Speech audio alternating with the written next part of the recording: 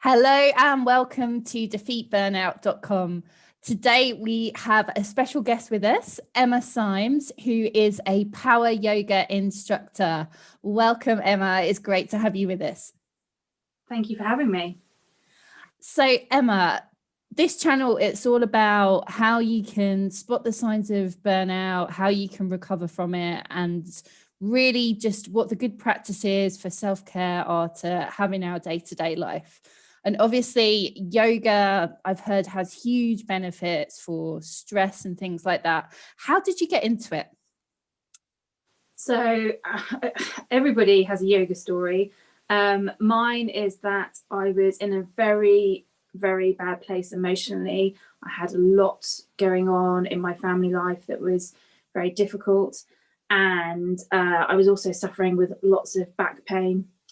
And my osteopath said to me, I know you do like a lot of gym fitness and things, but maybe you should give yoga or Pilates a try.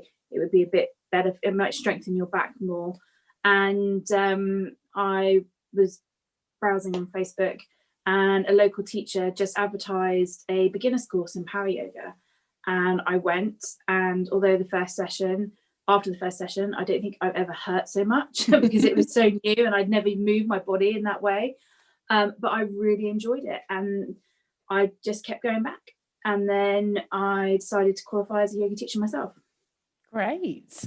And what motivated you to make that transition then from practicing yoga as a student, but actually wanting to qualify and have your own business? So I did a course which was called 40 Days. And in that, you practice 6 times a week, meditate, and also sort of not exactly follow a diet, but follow some dietary suggestions. And although I always practice yoga regularly, I never did it on a daily basis like that. And after I did the 40 days, I was changed. I suppose I found I enjoyed my life more having practiced more yoga.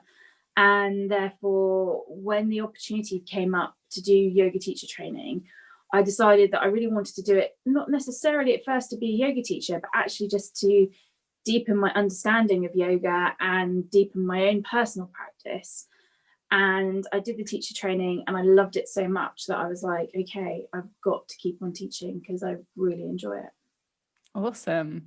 And I know, looking back at my history when I was in a high-powered job in corporate, for me, exercise, it was all about burning calories, going out for long runs, really pushing my body to the limits. And at that point in time, I think I saw yoga as, I don't know, a bit woo-woo, not really sure what it's for.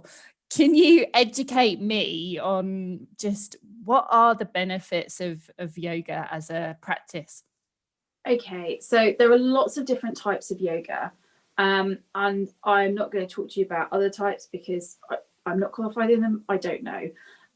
But I do power yoga, which is quite a fast pace sort of vinyasa flow. So we move from pose to pose relatively quickly. So if you wanted to burn calories, then that's not going to be a problem. But what I would say about yoga for your sort of stress release is that yoga, so evolution wise, when we originally encountered a stress, it was because there was like a tiger or a bear or something that was a really imminent threat. And our bodies go into sort of fight or flight mode. And so our bodies tend to suppress any sort of systems it doesn't need.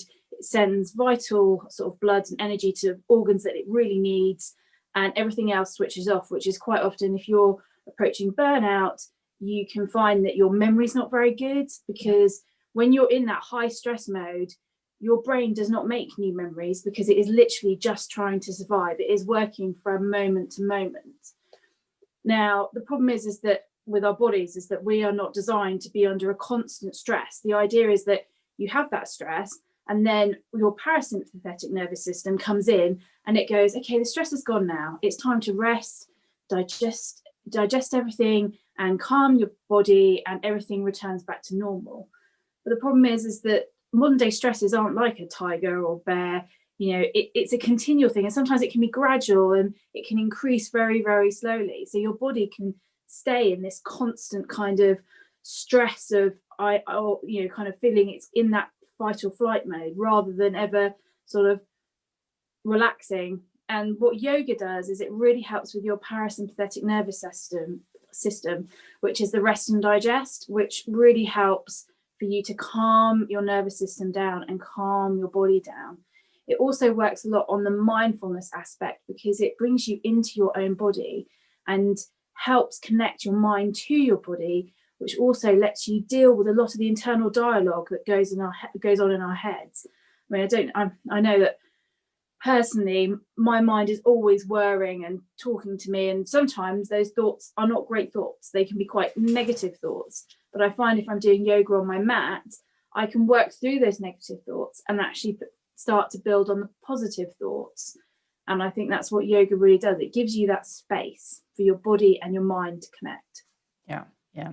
I can definitely relate to the worrying thoughts. When looking back now, when I was really close to burning out, it was so difficult to remember just what I'd done 5 minutes ago. Trying to focus on what I needed to do at work got really tricky.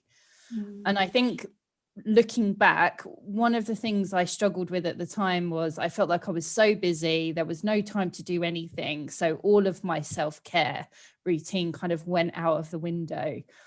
I guess, what advice do you have for women who they're juggling busy work lives, they've got the kids? How do you carve out that time for a yoga practice to get the benefits? I suppose one of the things that I found having started practicing regularly is that I found I had more time because I'm a mum. I run around after 2 small children. I'm currently homeschooling as well as trying to manage multiple things, setting up my own business. And I found that doing the yoga practice, I had more energy and I was more present with my kids. I was a better mum because I had the energy. Whereas before, when I was really stressed, I was exhausted all the time and I wasn't the sort of active, sort of hands-on parent that I wanted to be. And I think that it can actually start with a very small change. Like for doing yoga, you don't necessarily need to do an hour's practice every day. But if you could take 5 minutes and do a 5-minute meditation, or if you could just take 10 minutes and run through a little bit of yoga, sort of sun A's and sun B's to get your body moving and helping your lymphatic system and everything drain fluids away, you revitalize your organs, you feel better. And then if you feel better, you tend to have more energy and therefore you get so much more done. Yeah, I love that.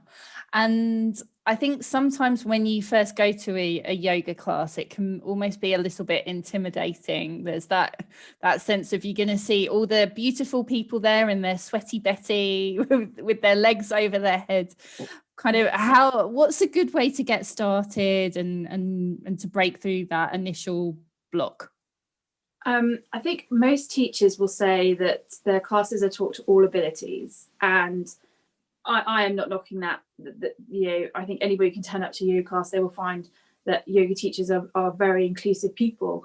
But what I would say is I think it can be very intimidating if you happen to be in a class where the majority of them are very experienced yogis and the teacher calls a pose and everybody flies into it and you're like, oh, what do I do now? So I think I would suggest if you want to get into yoga, I think one of the best ways to do it, a bit like myself, is to do a beginner's course. And lots of yoga teachers offer them. Some of them offer regular rolling ones. And at least then as well is that if you go into a beginner's course, everybody that's with you is a beginner and they all get to start in the same place. And you build a connection with some other people, which at the moment, if you're not getting to see anybody and you're not having a social life, it's quite nice to actually see and chat to some other people. And I think I think that is kind of the key, is to possibly just do a beginner's course and start from the beginning. As to sort of what you need to be like to do yoga, I think unfortunately yoga has this really bad image of really bendy people doing ridiculous things. And sometimes because I have an Instagram feed, I see lots of people doing really amazing things with their body. But at the same time, yoga doesn't need to be that. And I think what I just started teaching a beginner's course, and the first thing I said to all my beginners is, ignore whatever you've seen on Instagram, forget whatever you've seen on social media, because actually yoga and yoga poses are what your body wants to do and feels good in, not what anybody else can do. So you just have to ignore that. And yes, I think a lot of us quite like sweaty Betty leggings, but other than that, you can come in whatever you like, as long as you can move in it, so you can stretch into poses, you're fine. Sounds great. Oh, I love that. And Emma, if people want to find out more about you, your yoga classes, kind of, how do people connect with you? So I've got an Instagram and a Facebook account, which is my business is called Yoga is for All, because that is what I believe, that anybody can do yoga, that you don't need to be any size, particular size, shape, gender, anybody can do it. So you can connect with me through Instagram or Facebook. I am currently building my website. I haven't quite finished it off yet, but there will be one soon. But yeah, if you want to get in touch, just message me. I'm always happy to chat about yoga. Awesome. Thank you so much, Emma. I've learned a huge amount about yoga through our chat today, and I'm going to be more consistent now. I'm going to practice what I preach, get that good self-care routine in place. So thanks a lot. You're welcome.